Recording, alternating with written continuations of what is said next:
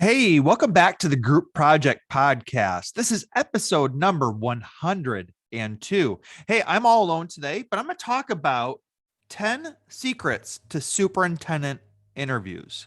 That's right, 10 secrets to superintendent interviews. So, hey, I'm just going to jump in here real quick. So, just a week ago today, I interviewed for a superintendent job here in Iowa. Actually, it was a pretty big job, one of the larger districts in the state. The district is the Waterloo Community School District, and it's about 19 buildings, about 11,000 students, and about 1,400 employees. So a pretty big district, and was very fortunate and humbled and honored. I actually was offered the position and I accepted it. I guess it was Thursday night, and the word came out Monday. So I'm just been blown away by the reaction, the feedback, just everything I've heard from the employees, the community members, this, like I said, the staff, the parents. Just really been blown away and humbled by the response I've gotten since accepting that job. I'm not going to get in a whole lot into all that in terms of the position and my transition and all that. I wrote about it a little bit in my most recent blog post. You can go and read that real quick. It's called Once a Trojan, Always a Trojan. It was a letter that I sent out to our staff here at South Tama County, letting them know that I did get the job and how much I appreciated my time here. But then I also explained just my reasons for accepting the new position. And the feedback even here has been really positive, at least from what I've heard. I'm sure there's a few people behind the scenes who, aren't too happy, but that's kind of the way it goes in educational leadership, especially in the superintendent world, is just kind of you would wish that people would stay in positions for a long time, but that's just kind of not the way it works typically. There are exceptions to that rule, but yeah. But what I want to focus on today is, while it's fresh in my memory, I really want to share 10, like I'm calling it 10 secrets to superintendent interviews. I don't know if these are secrets. These are tips. These are things that are fresh on my mind right now that, hey, that helped out. Some of these things could help you out. Some of these things might not. But whether you're applying for a superintendent job or interviewing for a superintendent job, principal job, any school leadership job, I do feel like a lot of these things will work for you. A lot of these things, and again, these are not big surprises. Some of you might do these things. I will say, I don't think, I've interviewed numerous times, not for superintendent jobs.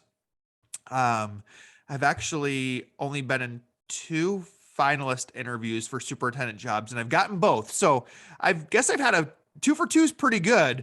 I didn't have that much luck in principal interviews, which I've written about. And again, that's all explained in my book about, I think it was 10 or 11 times I interviewed for principal positions before I finally got my first chance. But in the superintendent world, yeah, I guess now that I'm speaking about this aloud, I've been 2 for 2, which is very lucky. But I'm going to share some of the biggest takeaways I have, because these are things, man, I wish I would have heard 5 years ago, prior to, some of my interviews, or 10 years ago, or whatever it's been. Another thing is a lot of people, not a lot, but a handful of people have reached out to me asking for interview tips. And I'm always a little humbled a little bit, like, hey, I'll share what I know. I'm not saying these will work for you, but I'll share what I've got. So again, I figured this might help some people out there. It is hiring season right now. I'm recording this on Thursday, February 3rd. And there's a lot of positions open right now. And as you know, once positions get filled, that means other positions open up too, as the dominoes fall. So again, here are my 10 secrets to superintendent interviews. But again, these could probably work for a lot of job openings. Number 1 is stick with your evening and morning routine. Do not change things up. If you have a routine, which a lot of you do, I'm huge on routine. Try not to mess with your routine. I'm going to back up real quick. and explain how, and I promise you we'll come back to number one here, but I'm just going to explain what the process was for the finalist interviews. Now that, let me be fair, there was screener interviews a week ahead of time, that there was semifinals, and I had to do well in that to get to the finals. And then the finals was real unique. I drove up the day before. There was a dinner with 2 board members the night before. So I had dinner with a couple board members. I won't go into the specifics on that, but there was 4 finalists for the superintendent position, and 2 board members were assigned to each of the 4 candidates. And one of the board members, it's a 7-member board, so one of the individuals was actually the board secretary. So there was 8. So each finalist had dinner with 2 people from the board or the board secretary. So that was kind of unique. So I had that dinner the night before, and then I stayed in a hotel that the district provided. I believe I didn't pay for it, so they did. And then the next day was a day full of interviews. That started at 8:30. So there was an interview at 8:30, an interview at 9:45, an interview at 11, lunch with a couple board members, which is pretty much like an interview. Then there was another interview at 1:15. And then there was 2 tours with of the community. One was of the community, one was of buildings. Again, they kind of felt like interviews because I was with people who, we were talking, we were, interacting, and I would have to think some of that feedback may have went back to the board. I'm not sure, but it's a day full of interviews. It is exhausting, and we'll get into that. But how many people did I interview in front of? Oh gosh, there's probably 60 to 70 different people that were parts of the interviews. So again, I'm not going to go too much into detail, but that's pretty typical. A day-long interview for superintendents is not uncommon. The night before, having some sort of dinner or whatever, that's not uncommon. So really, I mean, it is you're at it for 24 straight hours. Okay. So keep that in mind. And this is not an uncommon idea. A lot of the principal openings I went for were pretty much full day things. Even sometimes assistant principals are full day things, those interviews. So, and it depends. You would hope they'd be rigorous interviews, and it wouldn't just be one interview and you're done and they make a big decision, because those are big decisions. So again, I really wanted to give you a little bit of context that it was a long day of interviews last Thursday. And actually it started the night before with a 2-hour dinner and conversation. And, you wouldn't really say that's a part of the interview, but I know you've got to build a relationship in those conversations, and you've got to make sure that you are showing people really who you are. And obviously you don't want to put on a show. You've got to be yourself. But again, it just starts the night before. So there's the context. Let's go back to number 1. Stick with your morning routine. Okay. So if you are used to getting to bed at like 9 p.m. like I am, try to stick with that bedtime. Don't do anything too crazy. Don't stay up till 11. That wouldn't make sense. Stick with that routine. I tried to eat healthy the night before. I always try to eat healthy. I would not recommend, getting away from your normal nightly dinner routine.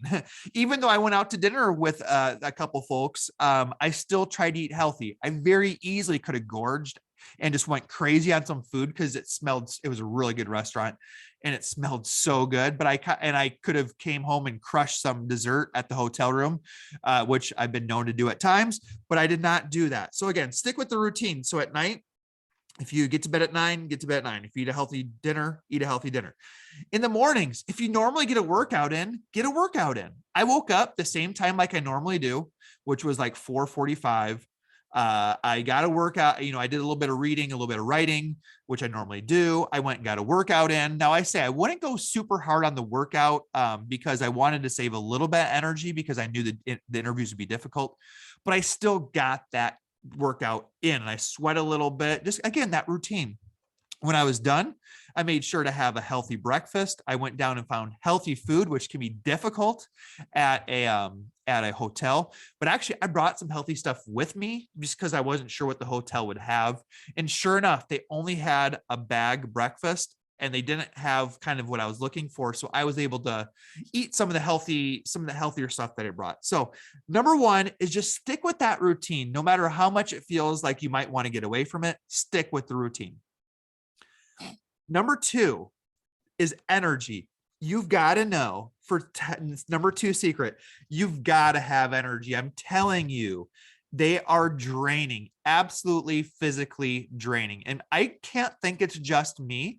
I do put a lot of pressure on myself in interviews, and I know I'm tense and I get nervous, but they are draining. Here's a couple of tips for me. I knew that it would be one thing to the next. So I don't normally drink 5-hour energy, those little like 1 ounce little shots of energy you can put in your pocket. But actually I brought 2 of them with me. I brought 2 of them with me because I wasn't sure if I would need them or not. And I could stick them in my pocket, my coat pocket. I can grab them between interviews. And I did. I used both of them throughout the day. A lot easier than having to go find a coffee. I drink more of like the Bang and the Red Bull, I guess you could say, and Monster and those things. You can't really carry those around very easily. So 5-hour energy, I brought a couple to give me, and maybe it's just psychological, but I brought those and they seem to work pretty well. I brought 3 protein bars with me as well, because you kind of get hungry. I mean, when you get tired and you get worn down, you also get hungry, right? So rather than going to grab for the cookie or whatever's at in the interview room or wherever it is, the holding room that you're in, try to bring again something that you're used to having. I'm used to having kind of healthier stuff. So I brought protein bars. So I made sure I had the 5-hour energies and the protein bars for energy and for my hunger, and those seem to help. So that's tip number 2.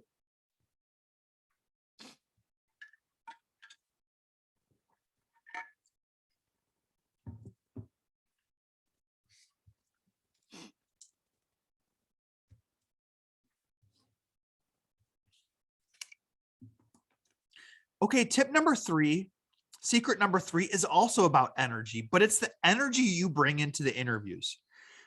I really feel more and more like when you step into those rooms, candidates who bring energy and enthusiasm goes over really well with the audience, and with the interview committee.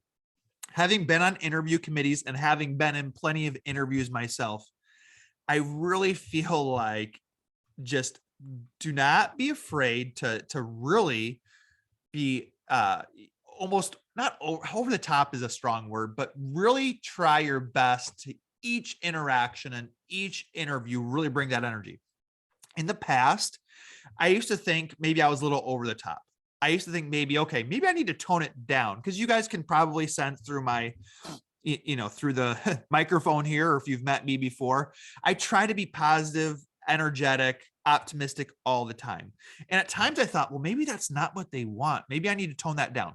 I was wrong. I feel like you need to bring the energy to the room. Keep this in mind. If you are in the interviews, on the interview committees, and the interview committees that we had last week, they were there almost all day as well. Like, those are draining days just being on the interviews. So I'm telling you, like, just like you're tired as the candidate, the people in the room are also tired. What I would say is just try to bring your goal when you step in that room is to kind of motivate them, motivate the people in the interview room. Really, try to engage them, try to, even though in my rooms, 2 of the rooms, there was 20 to 25 people, really try to engage that person and try to get their energy level up. I really feel more and more the candidates, you could have great answers, but there's something that could be said for really having the energy and enthusiasm and captivating the audience. I would not be afraid to hold back. Some of you naturally have that. Some of you don't. If you don't, you might want to work on it. If you do have it, don't be afraid to hold back, because I'm telling you, energy and enthusiasm win out a lot of times. So that's number 3. Number 4, you've got to have your core values figured out. Of all of the tips I'm going to give you, the secrets I'm going to give you, I feel like having your core values figured out is the one thing you just can't fake. You can't fake your core values. I felt like time after time in the interviews last Thursday, and again, a long day of interviews, several hours. When you get to the third, fourth, fifth interview of the day, you are exhausted and you're not on top of your game like you were first thing in the morning. So what helps is if you have those core values figured out, when your mind is fried and your brain is just tired, you naturally will go back to what you know. And what you know is those core values. I've talked about this before. I talk about it in my book. I talk about taking time to lay out what your core values are so you know what you're about. I've done this a number of times. Takes time to write these things out, but when you write them out and you think about them, and you constantly use them day after day, they start to get ingrained in your mind. So when you get certain questions, and it could be an interview or it's in a meeting or you're asked a question by a staff member, you always fall back on those core ideas. I'm looking at my core value sheet right now. When I interviewed before this one, I would always bring my core value sheet with me. So when I interviewed, when the 60 minutes were up, let me back up. When I interviewed, I would always give people a copy of my core values. Because listen, you've only got 60 minutes or a little bit less, a little bit more with each interview committee. I think a big mistake a lot of people make is they don't give any artifact to the audience, to the interview committee. I started bringing my core value sheet, which is a one page copy of just what I believe, like literally like 12 bullets of things that I believe. The overarching goals or values are culture of excellence, positive and optimistic every day, and attention to detail. And then below that, I've got 4 different bullets for each key area. And again, this is in my book. I don't want to give this all away because I would love for you to read my book, and I called Learning Curve. You can find it on Amazon, but I lay all this out for you, and I lay out exactly what I'm talking about. But what I did prior to this interview was I gave every single person and every single interview committee a copy of my core value sheet. Why? Because when you only have 60 minutes with them, or 50 minutes or 75 minutes, a lot of times they do not get to know the full you. I want to give them something that when I leave that room, they could still learn more about me. They can still read what I'm all about. So this does 2 things. One is the interview committee can read more about you when you're gone. And 2, it helps you clarify your thinking and clarify your core values. Again, I think the biggest secret on this whole out of the 10 is you have to know what your core values are. Okay. Now, I'm kind of jumping around a little bit. I'm looking at my notes here. So this is really 4 and 5 combined. This is 4 and 5 combined. I'm sorry, I'm messing this up a little bit. But number 4 is make sure you have your core values figured out. Know what you're passionate about. Have examples of what your core values are, your leadership core values. Guys, you cannot fake this. Especially as the day goes on and you give 6 hours worth of interviews, you can't fake your core values. The feedback I've received from people in interviews at times is that I could keep coming back. They could see really what I was all about. Whereas sometimes with other candidates at times would jump around a little bit and it wouldn't be clear what they really stand for. Make sure you lay those ideas out and you think about them. It's one of the best practices you can do. Because I could talk about that forever. Go read my book. There's a full chapter on it where I explain that whole process. So that was number 4. Number 5 is that leaving them that artifact. So number 4 was knowing your core values. Number 5 is leaving them that artifact. So in the past, I left my leadership principles and core values document with everybody. This time I stepped it up a level. And this is probably the super advanced level, which most of you probably can't do at this point. But here's what I did. Maybe this is crazy, but hey, I got the job. I'm just this may be something that somebody who's super ambitious may want to try out. But actually, I gave every interview committee member a copy of my book. I gave them a copy of my book. So that was about 70 copies I handed out last week, which sounds a little crazy, right? But hey, if you want to really make sure give it your best, if you've got a really cool artifact like a book where you can say, here's who I am, here's 350 pages of who I am, here's the work ethic I have, take a look at what I produced. Like, I mean, I think that had to have turned some heads a little bit. I've never seen anybody do that. Maybe some people have. I don't know. I felt like it was a good idea because when I left, I want to make sure that every single interview committee member knew what I stood for. And I feel like my book lays out a lot of that. It lays out my core values. Not all your books will do that. Not many people have that. But if you have something that you can leave with each person that will kind of be that wow factor, will give them an idea of what you stand for, I would absolutely bring that for them and make sure you leave that with them. So that's number 5.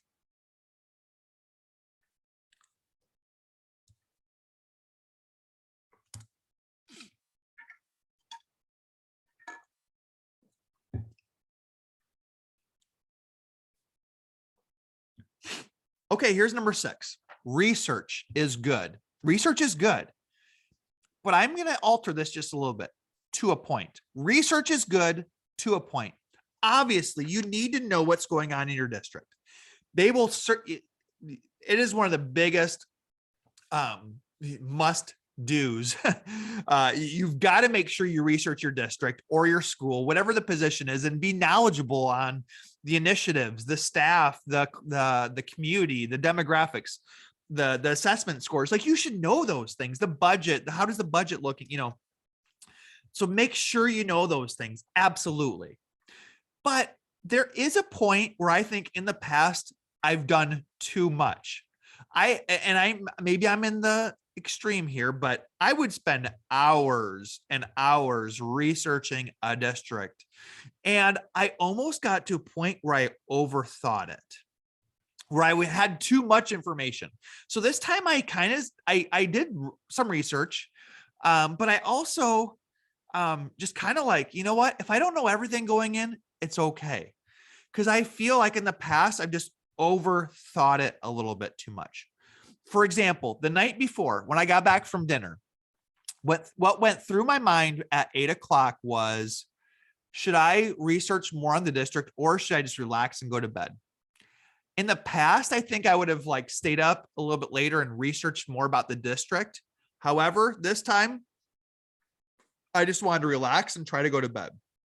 Now I did kind of struggle to sleep that night, but that's normal. But I didn't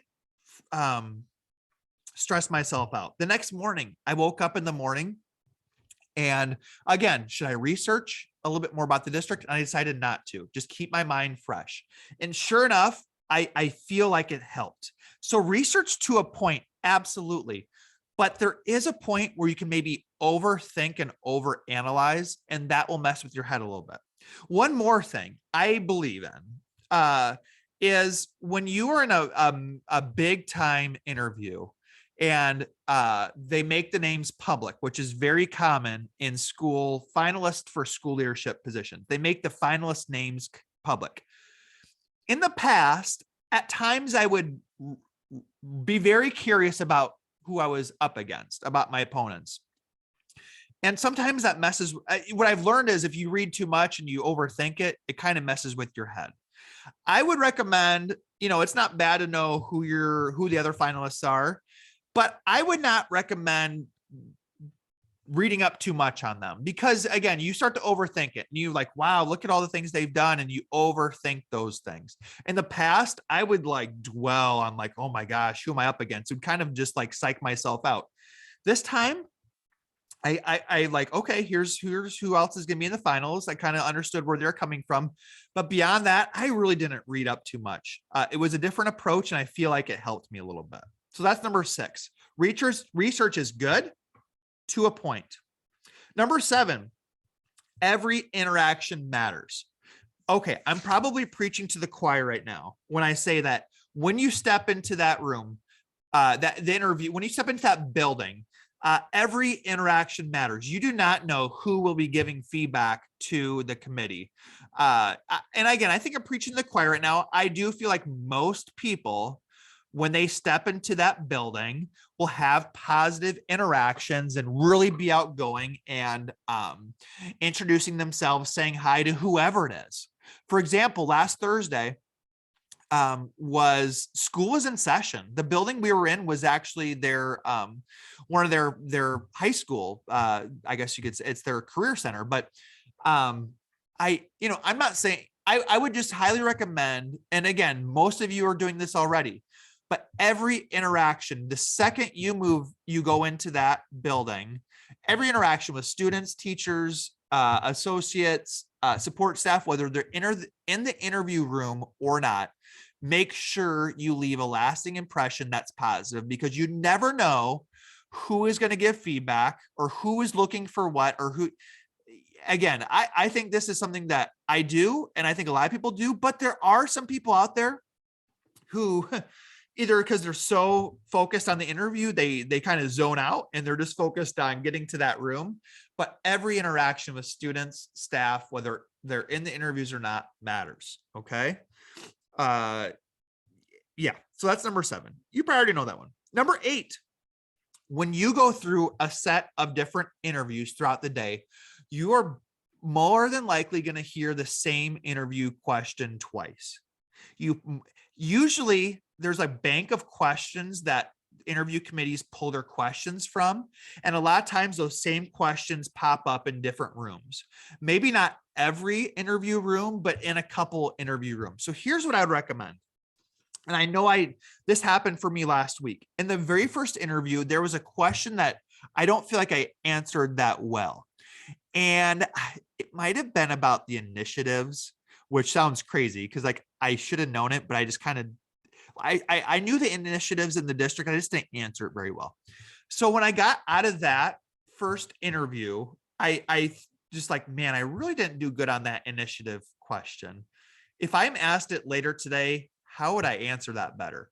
And I wrote down in my notebook that I brought with me. And the only thing I brought with me to each interview was the books, which were already in the room the morning of. But I also brought just a little tiny moleskin notebook with me. It's probably like 5 inches by 8 inches. And I just write down key things throughout the day in there.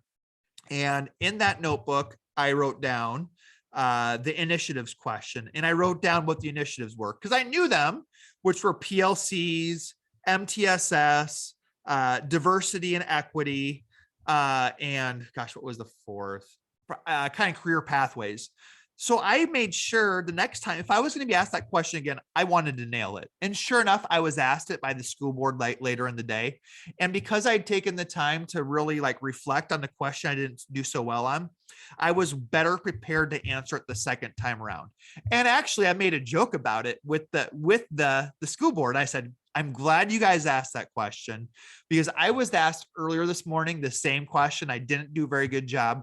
Let me give you a better answer. And that kind of like down to earth response, I think they like that. This shows that you're human. It shows that, hey, I didn't answer it very well earlier, but I've thought about it. I'm going to give you a better answer now. So again, you will likely hear the same question twice. If you blew it the first time around, try to come up with something, write something down, be prepared to answer it better the second time around, because in all likelihood, you will hear it again later in the day. That's number 8. Number 9 and 10 are kind of just little, we talked about the 5-hour energy and the protein bars earlier. Here's 2 other tips I would totally recommend. Number 9 is bring chapstick or Carmex with you. My lips get so dry throughout the day. I never have issues with my lips getting dry. But when I do interviews and when I do public speaking, my lips get super, super dry. I'm not a big chapstick or Carmex person, but this time I brought Carmex and I put it on between each interview just to make sure my lips stayed fresh.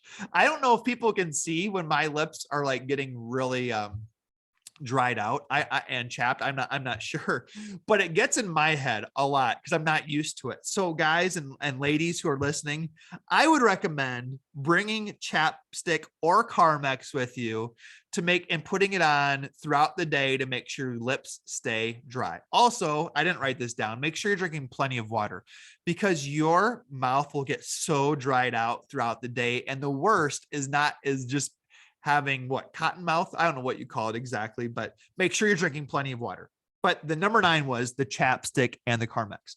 Number 10, okay, random, like I said, and this is for guys and girls. I don't know, like 4 years ago, my ex-wife bought me these t-shirts that had sweat pockets, which sounds really, really weird. Okay, that almost sounds gross. But she bought me these t-shirts that help you from not sweating through your dress shirts. And at first I was like, these look goofy. And this is the worst present ever. What were you thinking? And I wore them to work. And then I was like, whoa, these are awesome. Like you never sweat through them. Ladies, gentlemen, if you sweat a lot, and I sweat a lot, let's be honest, we all sweat a lot during interviews. And if you're like sweating through your shirt, it's not a good look, right? And I've done this, not in interviews, but in public speaking. I've sweat big time and it's not a good look and it's in your head. So I would invest in the undershirts with the sweat pockets. Now, there are some on Amazon, which I've gotten some on Amazon before, and the brand is called Thompson T. Thompson T. The other brand I've done before is a brand called, I don't know how you pronounce it, Aegis. It's EJIS. Aegis. There's 2 brands. They're both pretty good. I've used both and they're pretty much the same. They're about the same price. They are a little expensive, I'm not going to lie, but I have never had sweat issues with either of those on. I've never sweat through my shirts or even my suit jacket, which if you do that, that's pretty intense, right? But so I would, that's something that I didn't know until like 4 years ago. And ever since I've worn them and I'm a huge believer and I wear them all the time. I mean, I actually wear them with every single dress shirt. I don't just wear a normal t-shirt because in high stress situations, I will sweat right through the t-shirt and it'll go right to the dress shirt and it will be noticeable. So, hey guys, that is 10 secrets to superintendent interviews. Some of those are super basic. Some of those are a little more advanced. I mean, some of you might know all those things. Who knows? I've got a couple jobs through interviews. I'm 2 for 2. I'm not saying I've got a lot to learn. Believe me, there's a lot of things I would have done differently. However, what I did was when I got back here, tonight, it's been 1 week removed. I just thought for about 20 minutes before I recorded this, like, what are the 10 big takeaways that I had from the interviews last week? Clearly, there's a lot of other takeaways, but these are just strategic things that you can do leading into your next interview that I would share with anyone. So again, I'm hopeful this helps you out. There's a lot of you who are interviewing for jobs coming up. I wish you luck. I'm always willing to help you out. I've helped out a lot of people get their first jobs. I find it's fun. It's fun for me to teach. It's fun for me to coach. So I just figured I put this out for you in case you wanted, like I said, some help, some new ideas, and just wanted to get inside the brain of somebody who feels very fortunate and humbled to have landed their next superintendent job. So anyways, guys, I hope you enjoyed that show.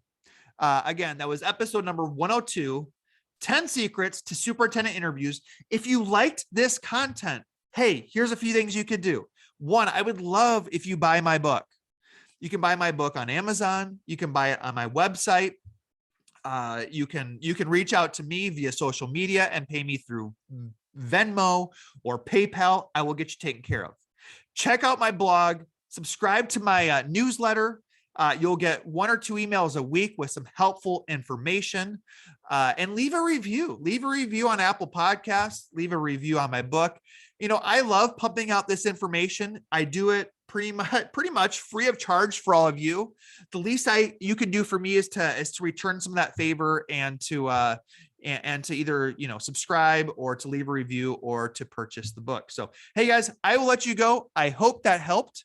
And hey, we'll see you next time on the Group Project Podcast.